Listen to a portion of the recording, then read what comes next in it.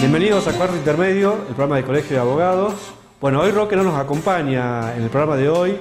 Está en el estudio jurídico que le ha reclamado más tiempo y es un clásico. Llega a la feria y es un incendio en todos los estudios jurídicos. Así que Roque, le mandamos saludos. Bueno, un programa variado, el programa de hoy.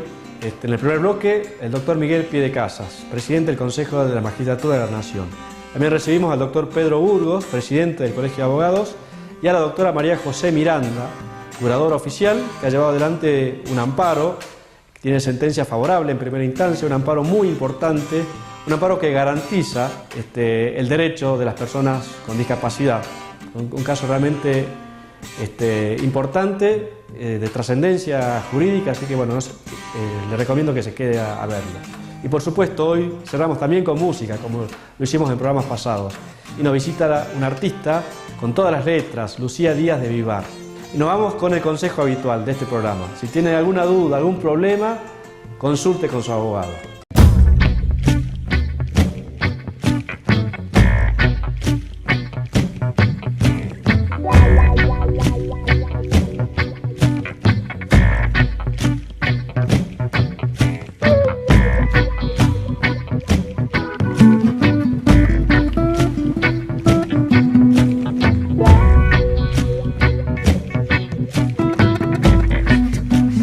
Seguimos en Cuarto Intermedio y acá con una visita ilustre. Nos acompaña el doctor Miguel Piedecasas, abogado representante de los abogados del interior en el Consejo de la Magistratura. Nos representa a todos en el Consejo. Sí, así es. ¿Cómo está, doctor? Muy bien y muy agradecido por la recepción del Colegio de Abogados. Realmente estoy asombrado con las instalaciones. Yo conocía las antiguas instalaciones, así que lo felicito y realmente los servicios que le están prestando los abogados son muy importantes. Ojalá se pueda replicar en todo el país. Así es. Bueno, dentro de minutos va a estar abriendo las jornadas nacionales de jóvenes abogados, así que, bueno, vamos a robar unos minutos nada más para conversar. 2 veces presidente del Consejo de la Magistratura, elegido con una amplia mayoría, digamos, algo tiene que ver el trabajo que viene haciendo en materia de ética judicial, de transparencia, de rendición de cuentas y demás. ¿Cuáles son los puntos más destacados? Yo diría que es cierto, 2 veces presidente y una vicepresidente me han permitido apreciar el valor del trabajo. Yo creo que lo que se ha hecho es mucho trabajo y se ha desterrado el mito de que uno podía ser funcional a intereses políticos, porque en realidad lo que hay que hacer, y lo vengo diciendo hace mucho en el Consejo, es trabajar, elevar ternas, tramitar rápido los expedientes disciplinarios, y las nuevas funciones que usted está señalando son las que nos han dado cierto crédito en la ciudadanía, que son las auditorías, sí. Y también somos uno de los poderes judiciales ahora, el Consejo, en la parte que le corresponde, que ha tenido mayor desarrollo en materia de transparencia y acceso a la información pública. Así es. Así que estas cuestiones son de valor, pero si vuelvo a tener que elegir, creo que la deuda que hay que saldar son las deudas de las vacantes. Sí, hay que dejar. Sí. Esto es como un partido de fútbol donde juega un equipo incompleto. La verdad, usted imagine 2 equipos, donde el equipo de la justicia tiene 7 jugadores y el equipo del crimen organizado tiene los 11 jugadores. Claro. Entonces siempre va a ser desparejo. Exactamente. Nosotros tenemos que dejar, heredamos un consejo paralizado después de 4 años donde solo se habían elevado 45 ternas. Nosotros al final de nuestro mandato vamos a estar arriba de las 250 ternas. Y lo digo con orgullo porque en momentos donde las instituciones de la República tienen muchas deudas con la sociedad, nosotros esta la hemos saldado, otras no. Claro. Bueno, un hecho inédito en la historia judicial argentina tiene que ver con la auditoría que ha llevado adelante el Consejo de la Magistratura. Revisar el trabajo de los juzgados federales en materia penal, sí, señor, de lucha contra la corrupción, 20 años. Digamos. Sí. A lo mejor nos extendimos demasiado porque eso ha demorado, el resultado fueron 20 años y en 20 años, 1996, 2016, era para desterrar cualquier sospecha de que se refería a un gobierno determinado. Claro, entonces ahí pasaron todos los gobiernos. Exacto. Pero claro, nosotros no tuvimos en cuenta que recién el sistema informático en el Poder Judicial estuvo funcionando para tener registros a partir aproximadamente del año 2013. Claro. De manera tal que de 2013 al 1996 para atrás todo papel. Claro, sí, sí. Papel, registros. Entonces, el trabajo que se ha hecho, mire, la Unión Europea celebró un convenio con el Consejo y con la Argentina y con los países de lucha contra el crimen organizado. Y nos está prestando asistencia técnica en este tema de las auditorías. Y ellos han observado que el trabajo que se ha hecho es muy bueno. No sé si es el mejor, no, pero hoy, en materia de corrupción, el 30 de agosto yo le voy a entregar al Consejo, a la ciudadanía, al que quiera leerlo, un documento institucional como nunca antes existió. Con las conclusiones de esta auditoría. Sí, señor. Sí, sí, sí. Con los números, las conclusiones. Ya hay 3 entregas. Sí, sí, sí. De hecho, digamos... Ya hay 3 entregas importantes. Sí, sí, sí. Ahora nos toca el 30 de agosto porque se completa el país. ¿Y después de la auditoría qué pasa? Después de la auditoría lo que usted tiene es un documento institucional que dice, es un modelo de evaluación de gestión. Sí. O sea, usted tiene una fotografía de 20 años de cómo ha gestionado el Poder Judicial este conflicto que tiene la sociedad, que es la corrupción. Entonces después puede haber medidas que mejoren los recursos tecnológicos, edilicios, pero también, como decíamos con los españoles, nos permite observar dónde están los problemas de los procesos. Exacto. ¿Por qué duraron tantos? Exactamente. Que esa es otra deuda que tiene la justicia con la sociedad. Claro, ¿no? Procesos que duran 20 años. Bueno, y ahí descubrimos algunas cuestiones con la asistencia técnica. Ellos dicen que nosotros necesitamos normas jurídicas más adecuadas y también los cuerpos periciales. O sea, es un delito complejo la corrupción. Y la Corte tiene un cuerpo de peritos anticorrupción o peritos sobre corrupción, pero según lo que nos han señalado la asistencia técnica, esto debería estar en todas las jurisdicciones y a disposición de cada tribunal. Estamos hablando de contadores, analistas, informáticos. La corrupción es un fenómeno que está en la criminalidad compleja. Entonces, y después, bueno, obviamente ha pasado que una serie de diputados han presentado, ahora en base a la auditoría que realizamos, nuevos pedidos para investigar la conducta de magistrados, por ejemplo. Y también lo ha hecho el propio diputado Tonelli, que preside la Comisión de Disciplina, donde pidió el resultado de estas auditorías respecto a determinados juzgados. Entonces, bueno, esto sí. Una información útil que para absolutamente útil. Usted lo ha definido muy bien, es una información, yo diría, útil y necesaria, porque de lo contrario hablábamos al tanteo. Es decir, bueno, no, todo lento, todo... Bueno, hay expedientes que terminan rápido, hay expedientes que fueron muy lentos, hay expedientes en trámite que tienen muchos años, pero también quiero decir y hacer mi propia autocrítica institucional, muchos de estos problemas han dependido de la falta de recursos tecnológicos, edilicios y humanos, y eso, 2 de ellos dependen del Consejo. Entonces, en esto es un sistema que estaba funcionando inadecuadamente. Para terminar, la última pregunta tiene que ver con la transparencia. Ya está vigente la ley de acceso a la información pública, que establece obligaciones a distintos organismos, entre ellos al Consejo de la Magistratura, de crear un órgano dentro del Consejo de la Magistratura que tiene que llevar adelante los postulados y las obligaciones que surgen de esta ley, ¿verdad? Así es. ¿Cómo están trabajando para implementarlo? Muy bien. A ver, le digo, el ciclo completo, no sé si el próximo plenario, pero dentro de 15 días, porque estamos haciendo plenarios todas las semanas, a pesar de que el reglamento lo exige cada 15 días, creo que en 15 días completo el circuito. ¿Por qué? Porque dictamos la reglamentación. O sea, la ley establece como sujeto obligado al Consejo. El Consejo tiene que reglamentar la ley y adecuarla. No se olvide que la ley es poder legislativo y el modelo que tomó la ley es del Poder Ejecutivo. Los otros modelos del Poder Judicial y el propio legislativo tienen que autorregularlo en base a la ley. Exactamente. Respecta la reglamentación de la ley, le pregunto porque la Corte de Justicia de Salta dictó una acordada, la Nación dictó una acordada que se ha marcado como un retroceso, ¿verdad? Sí, incluso se han hecho críticas a otras reglamentaciones. La nuestra no. La nuestra respeta la ley.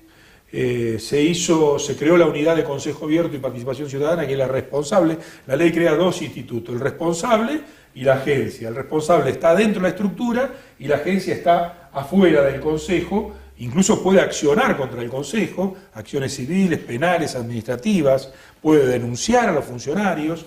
Entonces nosotros reglamentamos, creamos la unidad responsable, hicimos el concurso público, abierto, para designar al director. Terminó el concurso y ahora viene la decisión del Pleno respecto a la designación. Y lo hicimos sin pedir más recursos, y lo hicimos reasignando personal. Realmente se ha trabajado bien. Bien. Hemos recibido, a la fecha, me voy a tomar el 31 de mayo, 35 pedidos de información pública y 21 pedidos de declaraciones juradas patrimoniales, que esto también lo hicimos, lo modificamos. Ahora uno pide por vía web, simplemente acreditando la identidad, tampoco esto se puede permitir un desmanejo, y por vía web recibe la declaración jurada patrimonial de los jueces sin ninguna clase de inconveniente. Es alentador que hayan pedidos de información porque es la señal de que hay una sociedad que exige que exige rendición de cuentas. Transparencia. De esos 35 pedidos, ¿cuáles son las cuestiones que más se consultan, que más se piden? Las que más se consultan, usted sabe que el tema de la transparencia frente al Estado estaba más mirando las contrataciones del Estado. Sí.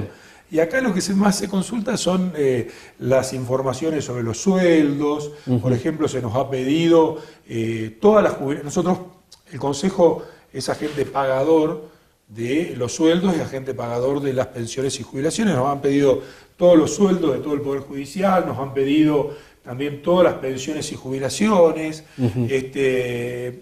No hay grandes pedidos o un número importante sobre contrataciones. Sí, los organismos internacionales nos piden que mejoremos la transparencia. ¿En el proceso de contratación? No.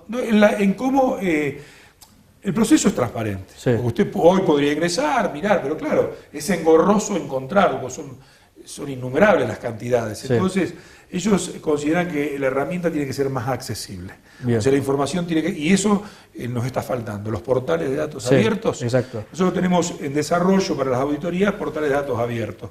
Que cuando el 30 de agosto lo terminemos, también tiene que estar el portal terminado. Claro.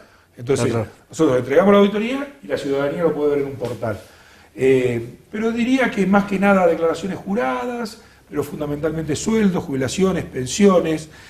Otras cuestiones no son del Consejo. Por ejemplo, si se pide informe sobre una causa, no es para el Consejo. Exacto. Hay que dirigirlo a la Cámara respectiva, al juzgado respectivo, es otra cuestión. ¿Y quiénes son los que solicitan la información? ¿El periodismo, la ciudadanía? No, el periodismo fundamentalmente. ONG, algunas ONG, pero fundamentalmente diría el periodismo. Bien. No, el periodismo, y desde que yo accedí, el periodismo del interior siempre tiene un vaso comunicante. Recuerdo en este momento en Tucumán, muchos pedidos del periodismo de Tucumán. Por supuesto, los diarios de Capital todos los días, porque ellos están continuamente ahí. Hay muchas veces no la necesitan porque la recogen directamente, están en el plenario. Pero le digo que es una experiencia muy interesante porque es un mecanismo de control social.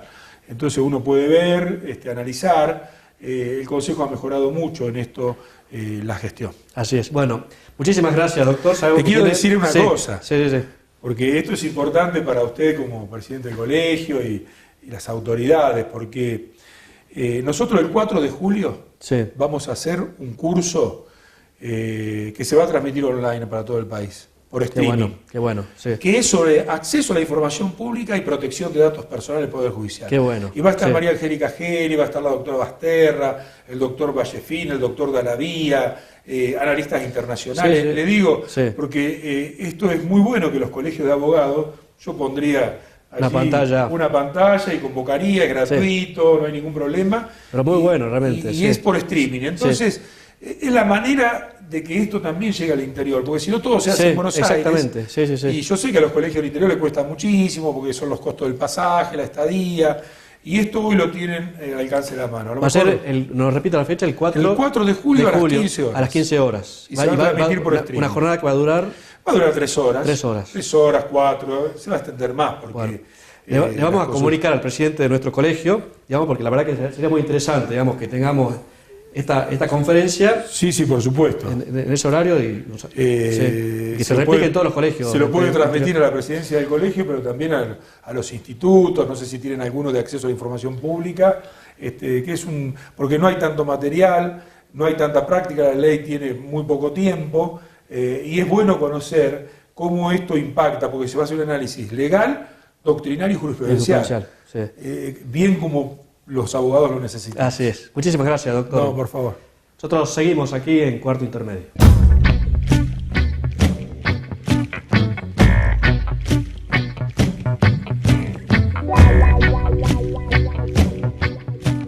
Reconocer y respetar los derechos humanos está en tus manos. Todos los seres humanos nacen libres e iguales en dignidad y derechos, con el fin de comportarse fraternalmente los unos con los otros. Los derechos humanos no hacen distinción de etnia, color, sexo, idioma, religión, opinión política o de cualquier otra índole. Todas y todos tenemos derecho a la vida, a la libertad y a la seguridad de nuestra persona.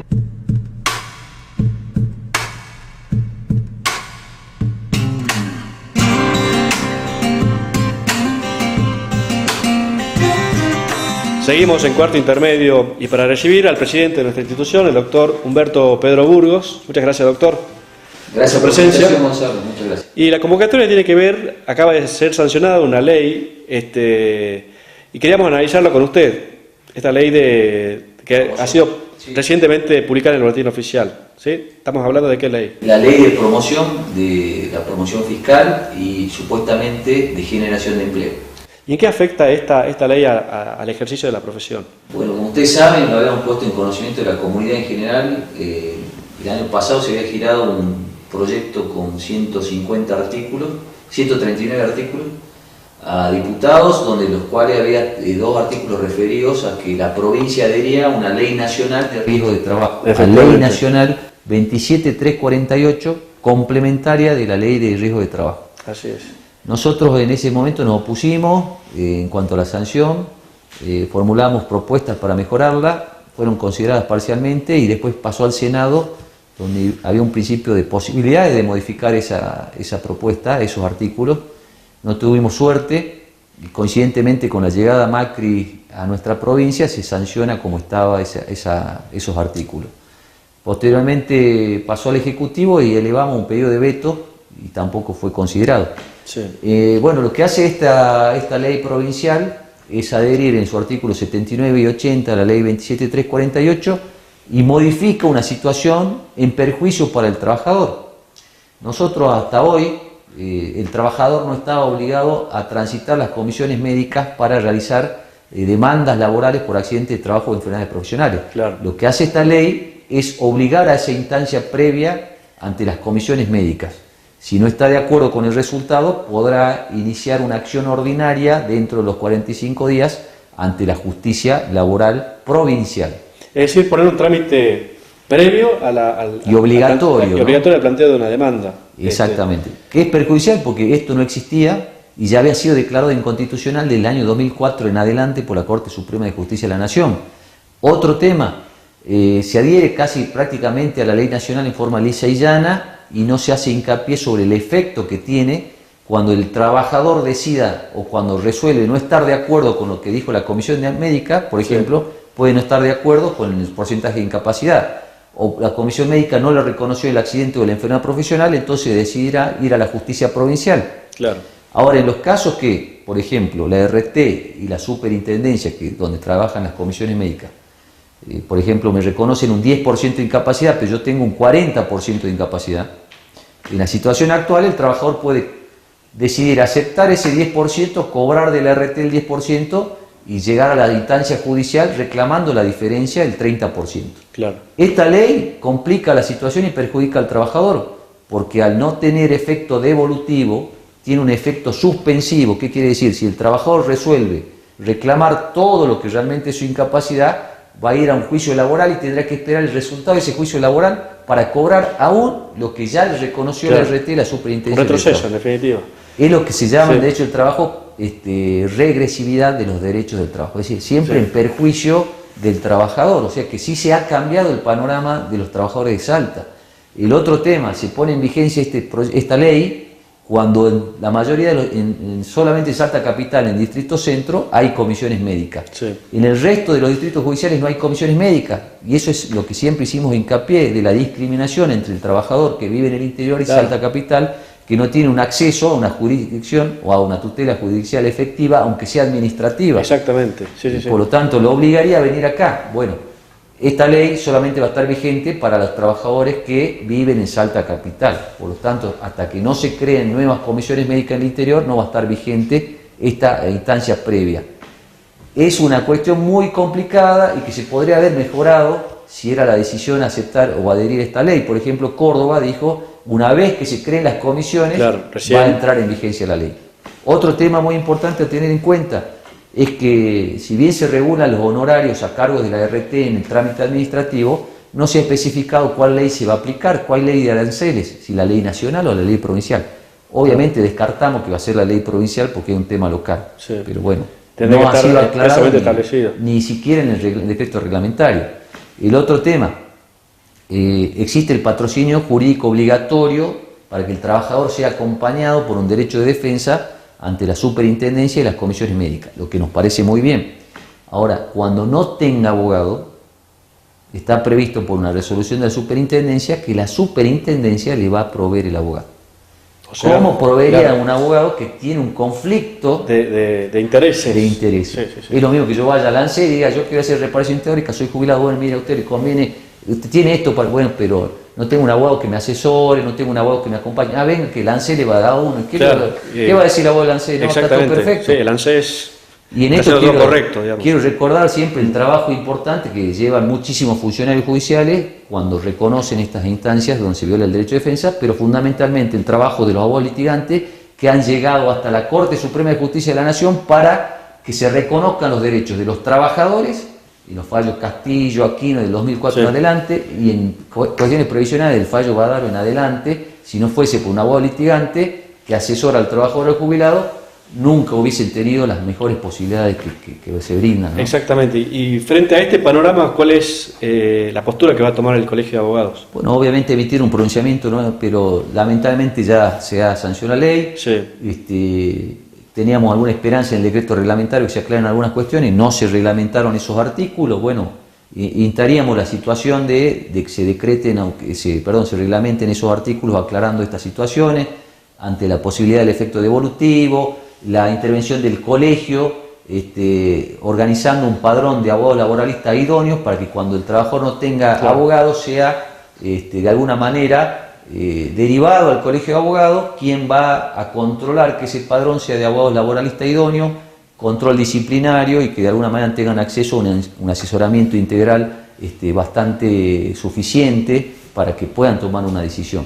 En realidad creo que se podría haber mejorado la ley y pudiéndolo hacer, porque se trata de un poder local, no lo hemos hecho, y en principio sigue siendo inconstitucional porque las comisiones médicas no han cambiado en nada, y el principal ataque que se hace de por qué son inconstitucionales es que el médico no puede determinar cuándo hay un accidente de trabajo y cuándo no lo hay. Porque hay conceptos jurídicos que tienen que estar determinados también técnicamente. Y una cuestión de probanza de hechos, de hechos y circunstancias que puedan decir el transcurso del tiempo en esta tarea puede haber derivado en esta incapacidad laboral o no. En las últimas semanas ya está en la agenda, digamos, política el tema de la reforma de la Constitución. Y ustedes han tenido una reunión, el colegio, la institución, con el Ministerio de Gobierno, ¿verdad? Sí, hemos sido convocados por el Ministro de Gobierno, el doctor López Arias, en el día de martes, donde también asistieron otros colegios profesionales. Y bueno, en esa instancia agradecimos y lo agradecemos, digamos, que se abran las puertas, que podamos debatir de alguna manera. Pero sí hemos sido claros en el sentido de que hay una total falta de credibilidad en los poderes legislativo, ejecutivo y judicial. Y que sería buenísimo que no quede en una invitación, sino que haya una activa participación de todos los colegios profesionales y asociaciones profesionales invitadas para trabajar de alguna manera transmitiendo lo que pasa en cada sector y también como parte de la comunidad. Es decir, que si se abren las puertas, sea con seriedad y responsabilidad. No sea un mero formalismo, es decir, escuchamos a todos para un mero maquillaje y avanzar con algo que ya está decidido, digamos. Porque acá los colegios profesionales, las asociaciones intermedias, ponemos muchísimo, las organizaciones intermedias, porque vamos de alguna manera, como parte de la ciudadanía, a tratar de mejorar esa credibilidad y nos estamos poniendo a disposición para que eso ocurra. Todo el mundo quiere que el sistema democrático mejore, que el sistema político mejore, el sistema judicial mejore, la salud, todo el poder legislativo esté mejor, todos vamos a ponerlo mejor, pero que no sea una simple invitación y después no se consideren las propuestas o por lo menos no se debatan, ¿no? Claro, o sea, nos ponemos a disposición, que sea con seriedad y vamos por ese camino. Bien, perfecto. Así que bueno, un trabajo institucional importante que es definir y elaborar dictámenes Vamos a abrir las puertas a todos los colegiados y matriculados durante la feria y después de la feria para hacer reuniones para aquellos que tienen interesados. Todos podamos aportar. Las comisiones del colegio ya están trabajando cada uno en su temática para proponer alguna cuestión vinculada a la reforma constitucional. Primero, obviamente, hay que decidir si es necesaria o no una reforma. Punto primero. Institucionalmente pensamos que hay cuestiones prioritarias que se podrían resolver a través de sanciones legislativas sin implicar una reforma constitucional. Ahora, si desde el punto de vista judicial la reforma constitucional solamente es para cortar mandatos de los legisladores y gobernadores, que sería una buena propuesta, o para generar los cargos vitalicios de la Corte, primero discutamos cuáles son los requisitos para acceder a ese cargo, quién los propone, cuáles son las exigencias académicas. O sea, antes de pensar en los vitalicios o en cuánto van a durar, primero pensemos en quiénes pueden acceder, quiénes los van a proponer. ¿Y de qué manera? Yo creo que son temas más de fondo, más que la duración, porque en realidad cargos vitales, digamos, inamovilidad tienen por un determinado periodo. Y no podemos decir hoy en día de que hay, o no se puede sostener hoy en día, que es necesario tener cargos inamovibles para ser independiente del Poder Ejecutivo, cuando del año 86 ya viene ocurriendo esto, o sea que desde el 86 hasta ahora no fueron efectivamente, y garantizar el tema del acceso, ¿no? a esos cargos. Garantizar que lleguen los más idóneos, ¿no? Y también exigimos hincapié en algo muy importante, que es la transparencia y la accesibilidad en la información. Porque sin esos elementos, ¿qué podemos proponer nosotros? Estamos haciendo. Es importantísimo. Así que bueno, una feria con mucho trabajo. Seguimos trabajando. Así es. Bueno, muchas gracias, doctor. Gracias a vos, Gonzalo. Nosotros vamos a un corte y seguimos aquí en Cuarto Intermedio.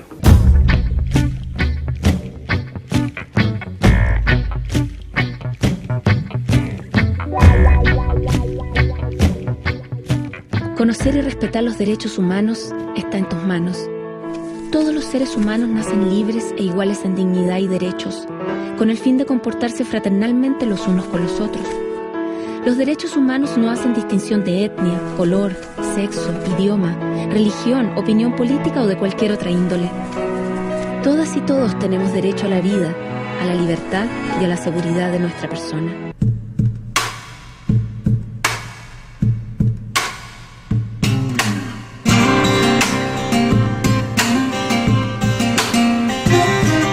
Seguimos en Cuarto Intermedio y para recibir a la doctora María José Miranda, curadora oficial, una abogada con todas las letras, que ha llevado adelante un caso muy importante, ha sido noticia en estos días, en esta semana, ¿verdad? Sí. Y realmente un logro importante, un logro judicial, profesional importante. Sí, la verdad que estoy muy contenta y en primer lugar no por mí ni por mi logro profesional. Mi alegría... No, porque es dar respuesta a un sector, al más vulnerable de la sociedad, que es las personas con discapacidad y demás. Pero contemos el caso. ¿Cómo sos curadora? Soy curadora definitiva de una joven. Soy curadora hace bastantes años de ella y soy curadora en mi carácter de curadora oficial. ¿Por qué soy curadora? La curadora oficial puede ejercer el rol de curadora de apoyo cuando la persona no tiene ningún referente familiar. Y esta persona, la historia de vida es muy dura, ¿verdad? Fue abandonada y desde niñita estuvo internada, esa es la palabra creo la más adecuada para lamentable, en centros del Estado, ¿verdad? Sí, en distintos institutos del Estado. Y bueno, así vivió toda su existencia hasta que cumple 18 años. Claro. ¿Y a partir de ahí qué pasa? Y a partir de ahí surge el grave problema de que la provincia de Salta no tiene un lugar para ofrecerle a ella, porque si yo tengo un joven mayor de edad, la provincia sí tiene alternativas, porque este joven adquirió la mayoría de edad, puede empezar a trabajar, pero en esta jovencita no se había trabajado la autonomía. Además que con problemas de salud mental, ¿verdad? Tiene un retraso mental leve a moderado, que si bien tiene muchísimas capacidades, tiene ciertas limitaciones, y lo más grave de todo esto no son las limitaciones que ella tiene, sino la no estimulación de sus capacidades para que ella pudiera ejercer su autonomía tal como lo establece la Convención. Porque hay que ponerse en el contexto, digamos, es una niñita que vivió toda su vida en un instituto. Exactamente. Y de pronto cumple 18 años, le abren la puerta, y no sabe, libre, ¿y qué hago con mi libertad? No sabe manejar su libertad. Y ahí empezamos a tener una serie de dificultades. inicia una pareja que le ejerce violencia física y moral. Tenemos una pareja que se dedica al consumo de sustancias y que la inicia en eso. Ella empieza a prostituirse para comprar sustancias tóxicas. Entonces empieza a complejizar la situación. Sí. Fue madre, tiene primero un par de mellizos que fueron dados en adopción y después tiene un segundo niño que también es dado en adopción.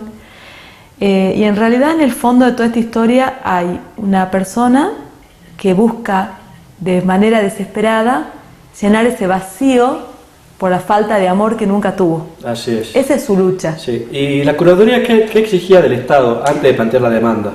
Del amparo del que vamos a hablar dentro de un Bueno, nuestra gran búsqueda era encontrar un lugar adecuado para ella, porque en todo este tiempo ya nos habíamos dado cuenta que no podíamos alquilarle una pieza y largarla, porque ella realmente, al haber vivido siempre en un espacio de contención, ella necesitaba, al menos por un tiempo, un espacio de contención para después poder empezar a empoderarse y manejar. Y ese espacio de contención significaba tener ella una habitación, una unidad habitacional para vivir, un lugar digno, pero con un acompañante terapéutico, por ejemplo. Exactamente. ¿Y qué decía el Estado? No. Y el Estado nos decía que nos daba acompañantes terapéuticos solo por 4 horas. Entonces ella permanecía y se hacía cargo del alquiler de la pieza. De una pieza, no estamos hablando de una vivienda. No estamos hablando de una vivienda, le alquilaban una pieza y le daban un acompañante terapéutico las 24 horas. ¿Es el Ministerio de Salud, el Ministerio de Justicia, Derechos Humanos? Han ido variando. Es la Secretaría de Discapacidad, que ha ido dependiendo de distintos ministerios. Hoy depende del Ministerio de Salud, pero básicamente todo estaba a cargo de la Secretaría de Discapacidad. Yo, la última vez que a ella se le alquila una pieza y fracasa el egreso por todo esto que te estoy contando, yo le planteo a la Secretaría de Discapacidad esta dificultad y ellos me reconocen y me aceptan que efectivamente ellos también concuerdan conmigo en que esta jovencita no puede vivir si no tiene un espacio de contención y supervisión permanente. Entonces les doy un plazo para que me encuentre en ese lugar y se vencen todos los plazos y el lugar nunca aparece. Eso está en el expediente de restricción de capacidad de mi representada, están los apercibimientos. O sea, el Estado no sabía darle respuesta a pesar de todos los tratados internacionales que hemos firmado, la Argentina, sobre todo la Convención sobre los derechos de las personas con discapacidad, que tiene rango constitucional desde diciembre de 2014. Tiene jerarquía constitucional. Por eso es que a mí esa convención ha sido fundamental para nuestro país y para mí como curadora oficial, porque me ha abierto una puerta inmensa. Porque ahí surge claro que hay derechos constitucionales conculcados. Entonces, frente a esta situación de falta de respuesta, la curaduría decide iniciar una acción de amparo. Y hago una acción de amparo contra la provincia de Salta. ¿Cuándo se inició? La acción de amparo la presenté en el mes de diciembre del año 2017. Y la demanda, la provincia de Estado. La provincia de Salta. Exactamente. ¿El juzgado que intervino? El Juzgado Civil y Comercial, novena nominación, a cargo de la doctora Guadalupe Valdés Ortiz, quien asumió con un compromiso muy grande, realmente se compenetró con esta temática, porque a veces pensamos que los idóneos para una acción de esta naturaleza sería un juez de familia. Bueno, sin embargo, esta juez, siendo una juez civil... Bueno, es una jueza muy estudiosa, ¿no? Y comprometida con los casos que se llevan en su juzgado. Sí, un compromiso personal muy grande. Realmente lo tomó como un desafío y comprendió claramente cuando hizo efectivo todo el paradigma vigente en materia de salud mental a partir de la Convención y del Código Civil. Es decir, tomó contacto personal con mi representada. ¿De qué manera? ¿Se fijó una audiencia? Se fijó una audiencia, la convocó a una audiencia, la escuchó. ¿La audiencia de quién estuvo presente? La Fiscalía de Estado. ¿A cargo de...? Estuvo una abogada de la Fiscalía de Estado, la doctora Paula Errando, y estuvieron las representantes de la Secretaría de Discapacidad. Estuvo la Secretaria de Discapacidad, ¿quién es? Fabiana Ávila, y la Directora de Discapacidad, Paola Pons. Y bueno, en esa... ¿Y del Ministerio Público Popular? Estuvo el doctor José Manuel Pereira, que es asesor de menores e incapaces número 4, y estuve yo. Bien. ¿Y estuvo tu representada? Y estuvo la acompañante terapéutica, que fue muy importante en esa audiencia, porque la acompañante terapéutica pudo refrendar los dichos de esta jovencita, y todo lo que yo afirmaba, ella también lo había podido visualizar. Corroborar y experimentarlo. Sí. Y la audiencia fue contundente. En la audiencia la Secretaría de Discapacidad reconoce que todo lo que yo afirmaba en mi demanda era tal cual. Eso está reconocido en la audiencia. Sí, eso está todo reconocido en la audiencia. Y hubo una propuesta de decir, bueno, a ver, reconocemos esta situación, tenemos obligaciones como Estado. ¿Hubo ninguna propuesta? No, ante la pregunta concreta de la juez, qué era lo que la provincia de Salta tenía, y eso está plasmado en el acta que se labra el día de la audiencia. Sí. La juez pregunta, ¿qué propuesta tiene la provincia de Salta frente a esto que estamos escuchando? Sí. La provincia de Salta dice, no tenemos ninguna propuesta y no tenemos un lugar para esta jovencita. Tremendo. No, tremenda. Fue así de contundente, sí, y así está labrado en el acta. Sí. Entonces, avanzó el expediente, hubo una etapa de prueba seguramente, o algunas medidas que se habrán tomado. Sí. Porque en el transcurso, en el mientras tanto del proceso, ¿dónde estaba? Claro, ese es el gran problema. La jovencita estaba, o sea, el derecho constitucional conculcado, vulnerado, es que la provincia de Salta no tener un dispositivo para esta jovencita, la jovencita quedó en una dependencia policial. O sea, esta jovencita vivió durante 9 meses en una dependencia policial sin haber cometido ningún delito. Es una locura. Su único delito es ser discapacitada mental. Ese es el delito. Y ser pobre. Y ser pobre. Qué bárbaro. Tremendo, digamos. Esa situación se constató judicialmente. Sí, a raíz de la acción de amparo hicimos una inspección ocular, donde estuvo presente la Secretaría de Discapacidad, donde estuvo presente un abogado de la Fiscalía de Estado, porque la doctora Rando en ese momento estaba de licencia, la juez, el asesor de incapacidad número 4, la secretaria del juzgado, por supuesto, como fedataria, y yo, y hicimos la inspección ocular del lugar, que es un lugar que realmente tiene unas condiciones sumamente precarias. Es una comisaría en un estado bastante deplorable. O sea, ¿dónde dormía? ¿Es una habitación individual? La comisaría es una casa muy pequeña, está al lado de la comisaría de Castañares, tiene una entrada, digamos, donde los policías reciben a aquel que va, tienen una oficina al costado, un patio, y alrededor de ese patio tienen un baño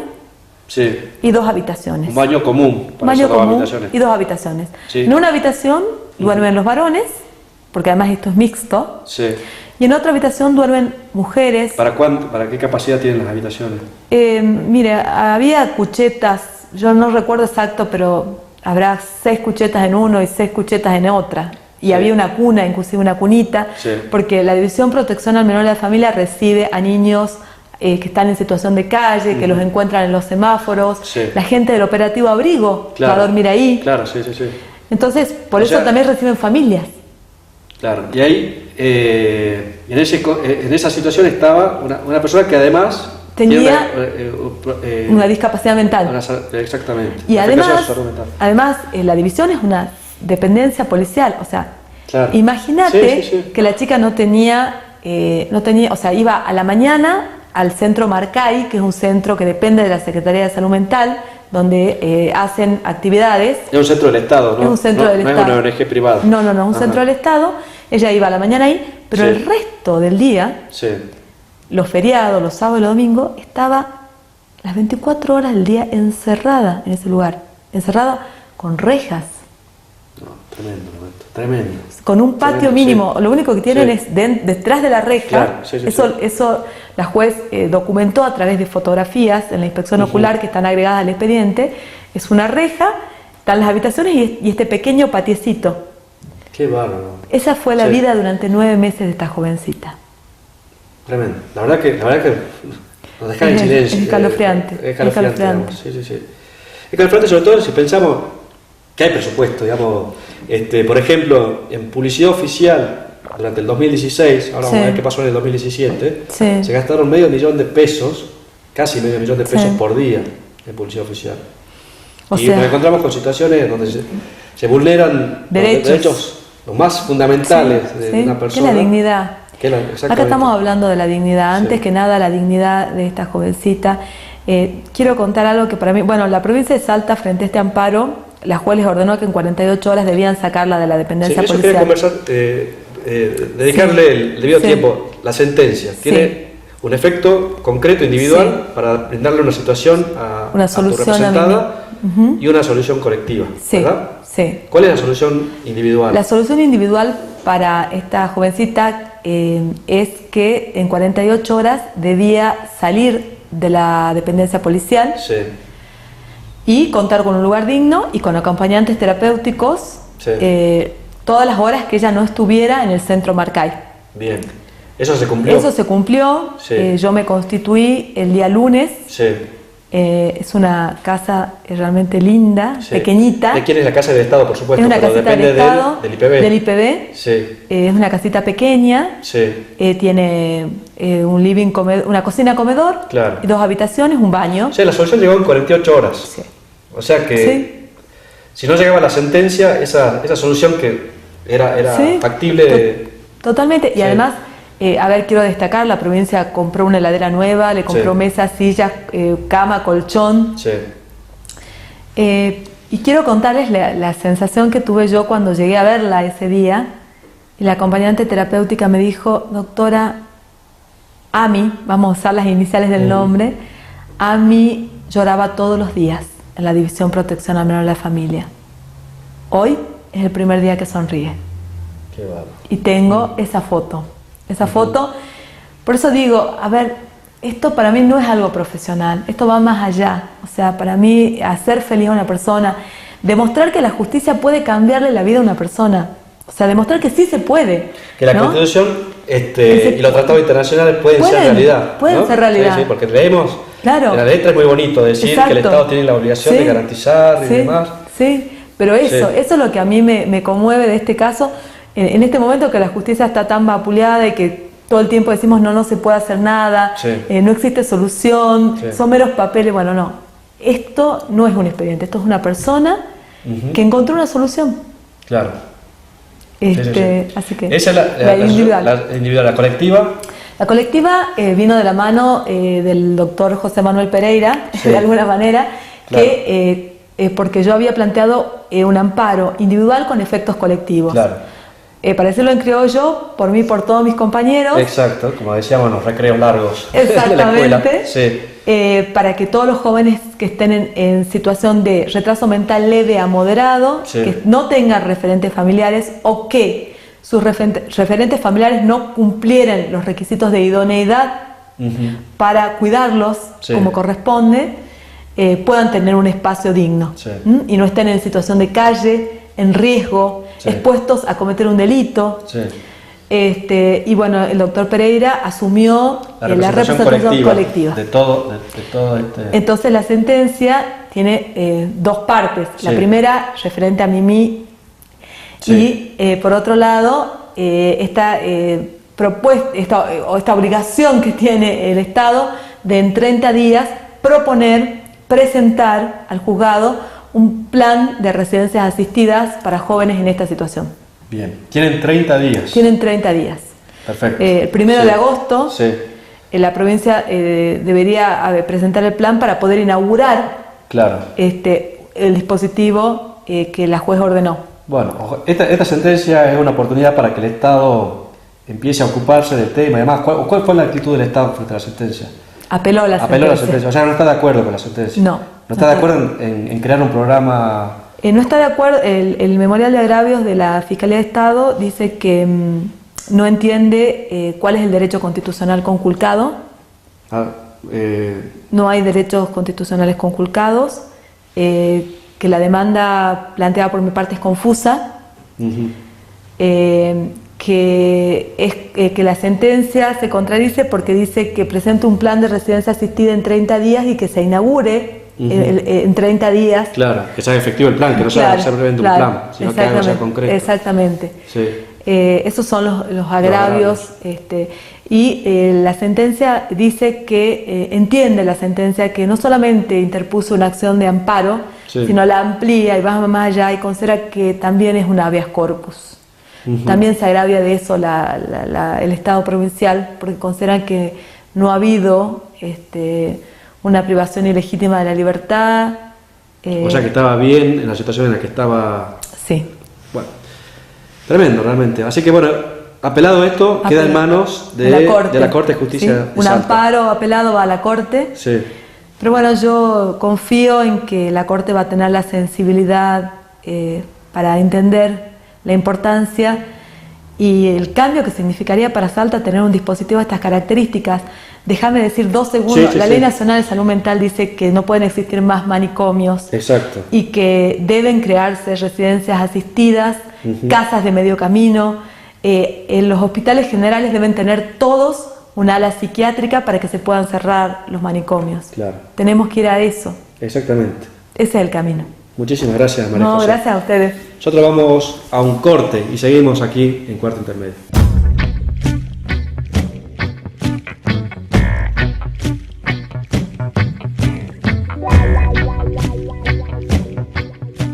Conocer y respetar los derechos humanos está en tus manos. Todos los seres humanos nacen libres e iguales en dignidad y derechos, con el fin de comportarse fraternalmente los unos con los otros. Los derechos humanos no hacen distinción de etnia, color, sexo, idioma, religión, opinión política o de cualquier otra índole. Todas y todos tenemos derecho a la vida, a la libertad y a la seguridad de nuestra persona.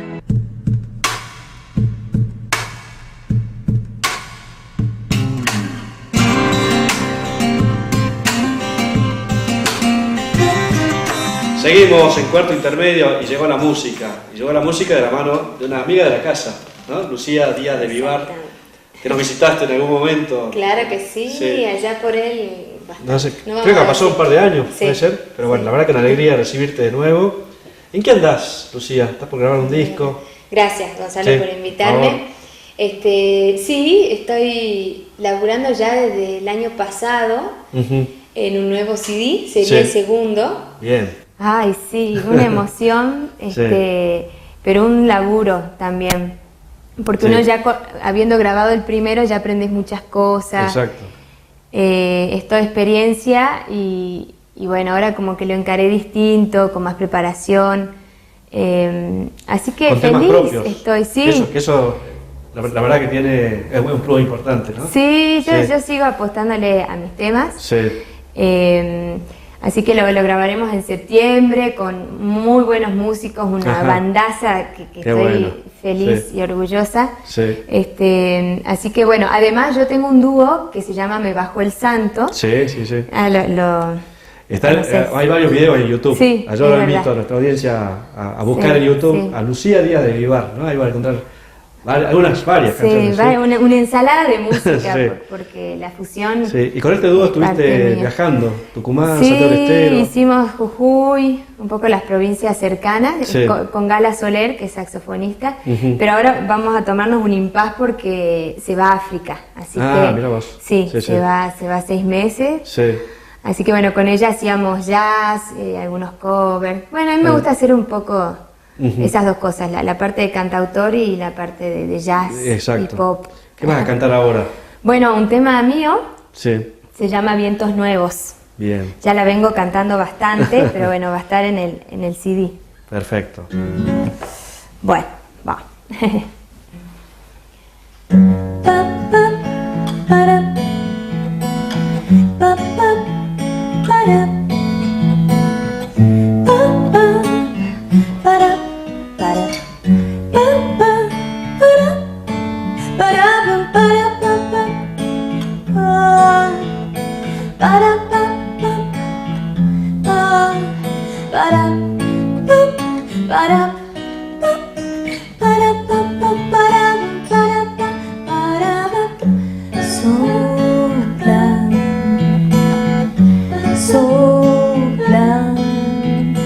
Vientos nuevos para el corazón,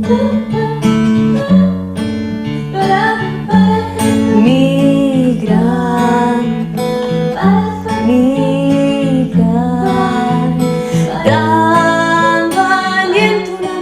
habitación.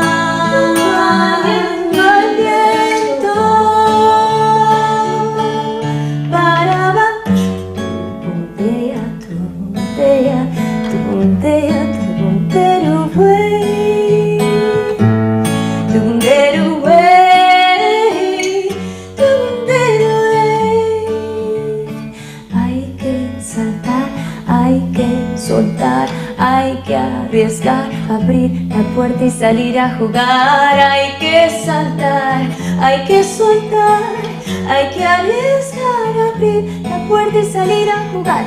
Y el que no, y el que no, y el que no atiende su juego una prenda tendrá. Y el que no, y el que no, y el que no atiende su juego una prenda tendrá. Muy bueno, qué lindo realmente. Gracias. Qué lindo. Y acá se multiplica la voz, sí. Es Lucía por dos, digamos. Explícanos esta tecnología. A falta de coristas, sí. Se llama Lupera. Ajá. Es una maquinita que te graba mientras vos cantás. Qué bárbaro. Por eso, bueno, está enchufada el mic. Sí. Y bueno, vas haciendo las capas que quieras, la cantidad de capas que quieras. Y la verdad que estoy feliz, me la compré el año pasado y la reuso para tocar en vivo. Muy lindo, Así excelente. que bueno, gracias. Bueno, hablando de tocar en vivo, 11 de julio es la fecha. Sí, teatro, exactamente. Vas a hacer teatro junto con otros artistas. En el Teatro de la Fundación. Estoy feliz porque, bueno, me convocó Nacho Chesa. Sí. Y me encantan. Bueno, cuando me invitan yo voy feliz. Así es. Y con los del predio y con Jero Alderete, que ya les estuve escuchando, unos genios. Buenas personas, lindas voces, sí. La verdad que hay artistas. Va a estar lindo esa noche, 11 de julio, en el teatro, a las 9. A las 9, bueno, perfecto. y no, muy linda la fusión que se va a generar porque si bien también ellos hacen folclore, me parece que no hacen el mismo folclore. Exacto, bueno, sí, no, va a ser una noche, la velada se llama la noche. Exactamente. Y bueno, vamos a sortear 2 entradas, así que todos... tienen que entrar a la página de Facebook del Colegio de Abogados, de cuarto intermedio del programa, y ahí poner me gusta, hacer la foto de la velada y sortearemos 2 entradas. Buenísimo. Te pedimos otro tema, buenísimo. Lucía. Dale. Para cerrar. Bueno, y con este tema de Lucía nosotros nos despedimos y nos encontramos el próximo viernes a las 3 de la tarde aquí en cuarto intermedio. Adelante, Lucía.